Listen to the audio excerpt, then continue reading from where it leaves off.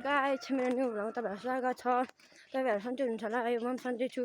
आज म चाहिँ ट्युसन गइरहेको छु अनि मेरो साथी छ पछाडि, ऊ पनि ट्युसन गइरहेको छ। अनि हाम्रो चाहिँ ट्युसन भइरहेको छ अनि 9 देखि 1 सम्म चाहिँ सबैको एक्जाम भइरहेको छ क्या।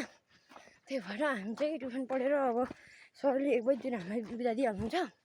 अनि अबसम्म म चाहिँ अलिक अब स्कुल पुग्न आँटेकै हो, ट्युसन पढ्ने आउने यति नै गाइस। अनि यता यस्तो नजारा छ खै गाइस, हेर्नु पिच बनाउँछ भनेको छैन होइन यस्तो। अनि म चाहिँ आज ड्रेसमा छु, सरले खै के भन्नुहुन्छ। अब मेरो ड्रेसै सुकेन क्या गाइस, हिजो धोइदिएको ड्रेसै सुकेन, त्यही भएर म चाहिँ यत्तिकै गइरहेको छु।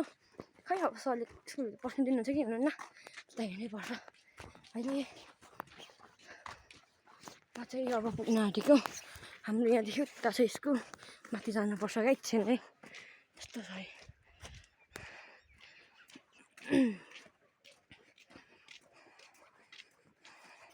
हेर्नुहोस् गाइस यस्तो छ होइन, हेर्नु बाटो घाटो त्यस्तो छ कि यस्तो। मेरो साथी गाना गाउँदै आउँदैछन्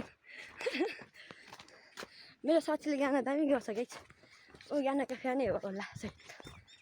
तिमी के को फ्यान हो? हो कि म मेरै फ्यान हो?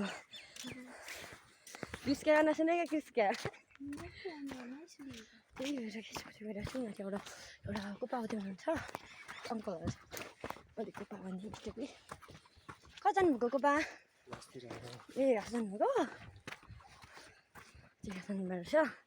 जस्ट अब गाइस म चाहिँ साथीको घर आइपुग्न लाग्यो, म जाँदैछु होइन, हेर्नु सक्नुहुन्छ बाटो कालो छ होइन। मेरो साथी हिँड्नु सक्दैन हौ गाइस, तानदिन कोही आइदिनु होला। मेरो साथीको रिप्लाई कराएको छैन। अब हेरौँ नाट्यो साथीमा जाने, साथीको लागि अब रोकिन्छ होला गाइस छैन। ल भोल्युम बाई बाई।